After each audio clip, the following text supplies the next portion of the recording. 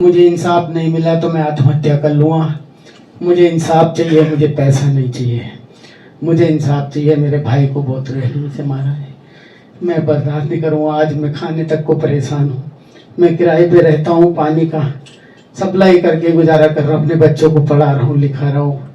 अभी मैंने 2 महीने से ऑपरेशन हुआ है मेरा। मैंने कैसे कैसे चंदा करके ऑपरेशन कराया है। मेरे पित्ते में पथरी थी।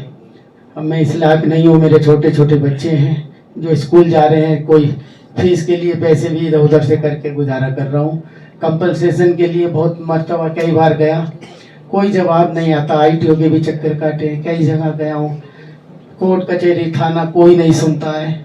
जाते हैं सिर्फ धमका करके भगा दिया जाता है, कोई सुनवाई नहीं है। मेरे भाई को जिंदा आग में जला दिया गया था। 25 तारीख थी सन 2020, दिन मंगलवार था।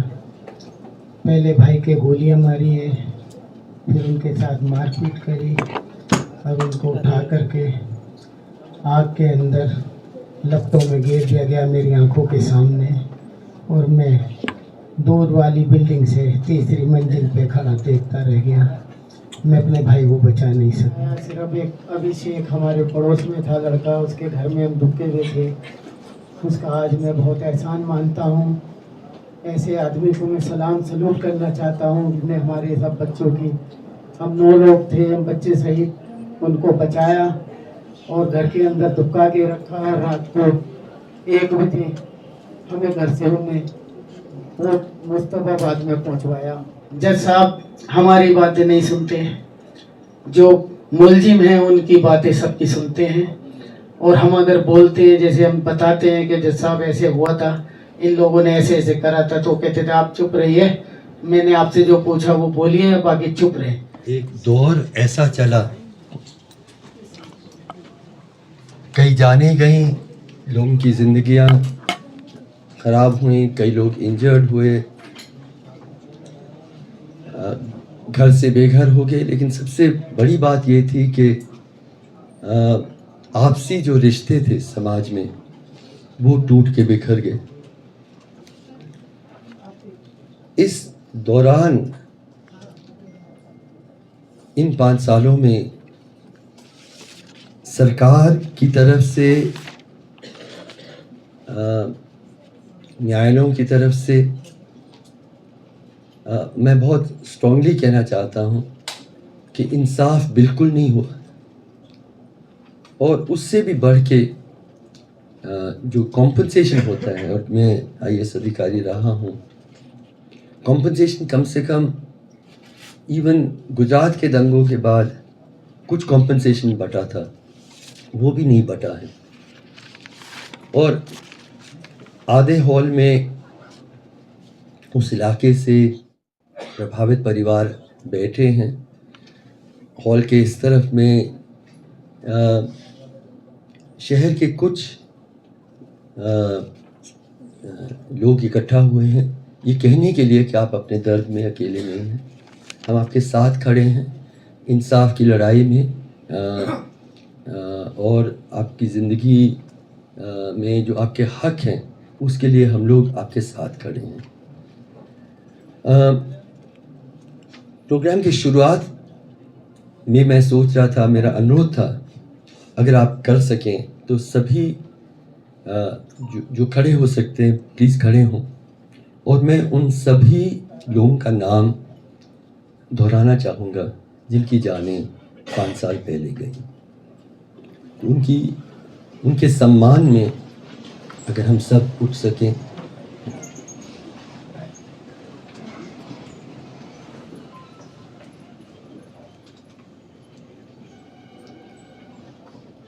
मोहम्मद शहबाज, अमीन, आकिब, अमान, दिलबर नेगी, आफ्ताब, महताब, शाहिद, अशफाक हुसैन, मोहसिन, नितिन, सलमान, इश्तियाक खान, जाकिर, फैज़ान, हासिम अली, हमज़ा, साहबान, इरफान, राहुल ठाकुर, मुनीश, राहुल सोलंकी, अंकित शर्मा, आकिल शाहिद, आमिर खान, मुशर्रफ, मुबारक हुसैन, मुरसलिन, सलमान,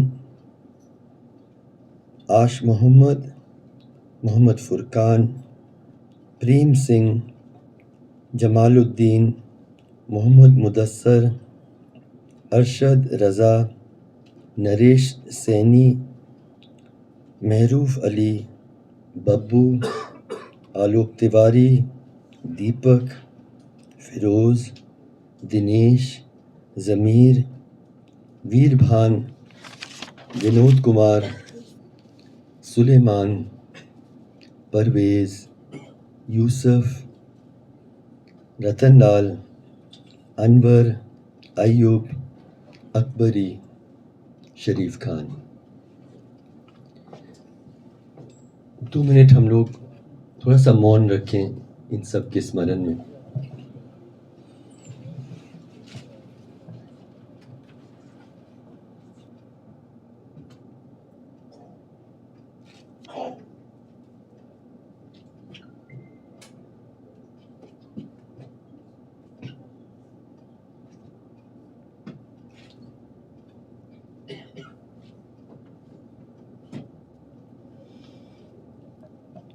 शुक्रिया।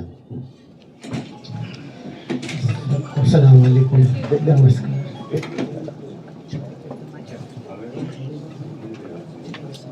आज 5 साल पूरे हो चुके। मेरे भाई को जिंदा आग में जला दिया गया था। 25 तारीख थी सन 2020, दिन मंगलवार था। पहले भाई के गोलियां मारी है, फिर उनके साथ मारपीट करी।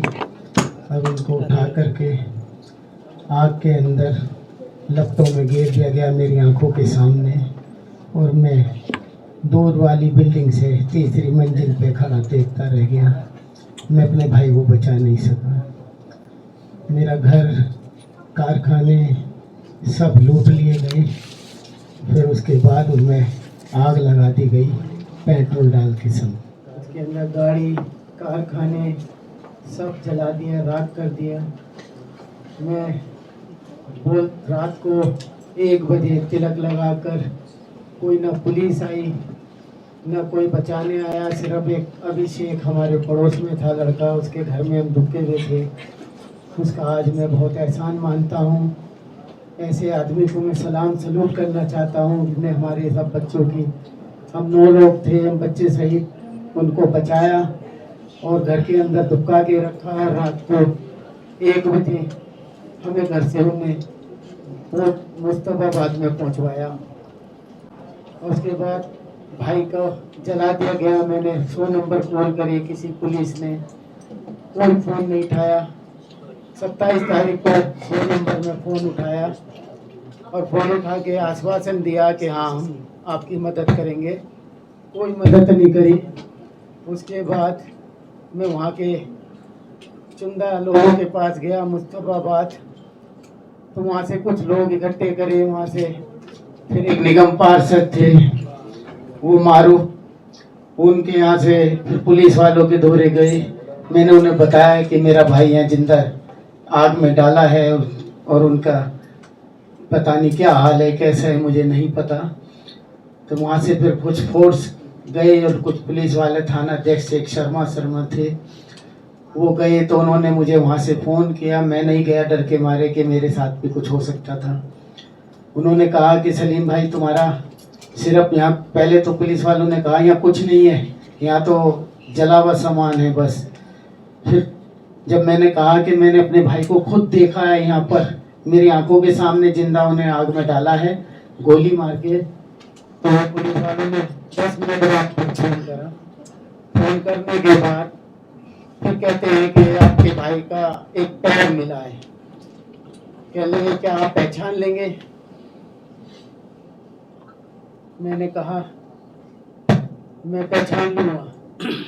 मैं अपने भाई को बचपन से साथ रहा हूँ। मैं अपने भाई का एक अंग पहचान लूँगा।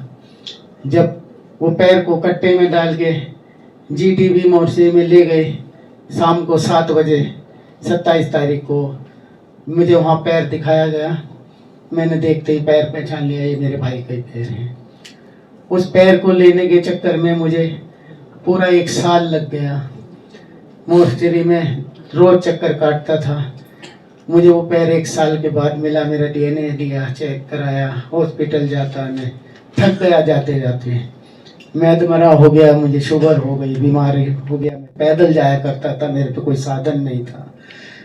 मुझे कोई पैसे तक मेरी जेब में नहीं थे, मैं पैदल जाता था। आज भी कंपनसेशन के लिए मैं लोगों से कहता हूँ, उसमें से 5 लोग मैंने जो देखे थे वहाँ भाई को जिसने गोली मारी थी, मैंने नाम दर्ज उन्हें पहचाना, कोर्ट के अंदर हाथ रख के पहचाना, 5 को हाथ रख के पहचाना कि ये लोग ऐसे ऐसे वहाँ कर रहे थे।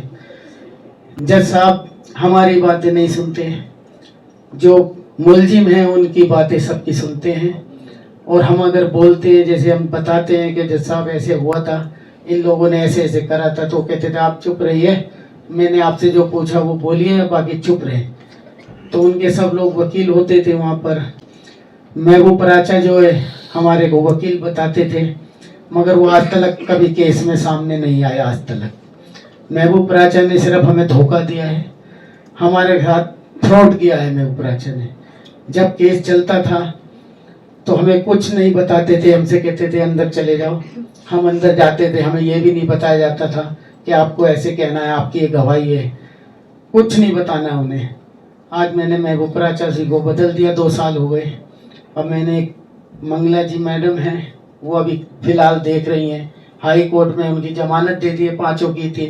2 साल हो गए, वो बाहर खुला घूम रहे हैं। अब वो लोग ये कहते हैं कि हमने तो पैसे दे के बाहर आए हैं, मेरे को बदनाम करते हैं कि हम तो उसे पैसे दे के जमानत हुई है और हम कुछ दिन बाद बड़े हो जाएंगे। तो मुझे इंसाफ नहीं मिला तो मैं आत्महत्या कर लूँगा। मुझे इंसाफ चाहिए, मुझे पैसा नहीं चाहिए। मुझे इंसाफ चाहिए, मेरे भाई को बहुत रहने से मारा है, मैं बर्दाश्त नहीं करूँगा। आज मैं खाने तक को परेशान हूँ, मैं किराए पे रहता हूँ, पानी का सप्लाई करके गुजारा कर रहा हूँ, अपने बच्चों को पढ़ा रहा हूँ, लिखा रहा हूँ। अभी मैंने 2 महीने से ऑपरेशन हुआ है मेरा, मैंने कैसे कैसे चंदा करके ऑपरेशन कराया है। मेरे पित्ते में पथरी थी, अब मैं इस लायक नहीं हूँ। मेरे छोटे छोटे बच्चे हैं जो स्कूल जा रहे हैं, कोई फीस के लिए पैसे भी इधर उधर से करके गुजारा कर रहा हूँ। कंपनसेशन के लिए बहुत मरतबा कई बार गया, कोई जवाब नहीं आता। ITO के भी चक्कर काटे, कई जगह गया हूँ, कोर्ट कचहरी थाना कोई नहीं सुनता है। जाते हैं सिर्फ धमका करके भगा दिया जाता है, कोई सुनवाई नहीं है। बस मैं इतना ही कहना चाहूँगा। नमस्कार, सलाम।